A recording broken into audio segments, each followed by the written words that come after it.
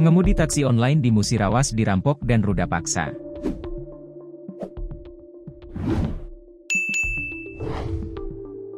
Seorang perempuan berinisial V, 50, pengemudi taksi online di Kabupaten Musirawas, Sumatera Selatan, menjadi korban perampokan dan ruda paksa oleh dua penumpangnya.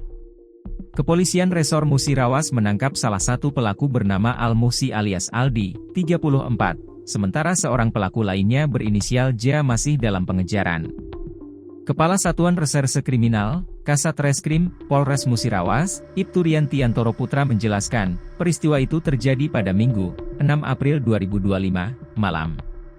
Kedua pelaku awalnya memesan layanan taksi online dari kota Lubuk Linggau menuju daerah Merasi, Kecamatan Tugumulyo, Kabupaten Musirawas, sekitar pukul 21 waktu Indonesia Barat. Namun, di tengah perjalanan korban dipaksa berhenti.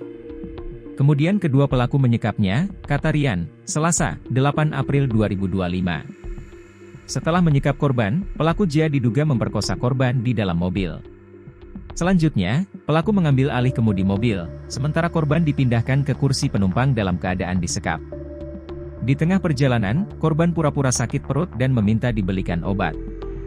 Pelaku ini sempat mampir ke warung membeli obat, saat itulah korban langsung cepat duduk ke kursi kemudi dan menginjak gas hingga menabrak mobil orang yang melintas, jelas Rian. Pelaku J kemudian kabur dengan membawa 3 telepon genggam milik korban serta uang tunai sebesar 1,8 juta rupiah.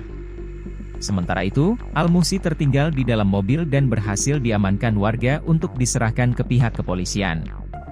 Polisi telah mengamankan barang bukti berupa 1 unit mobil Avanza warna silver dengan nomor polisi Bang 1299 UE milik korban.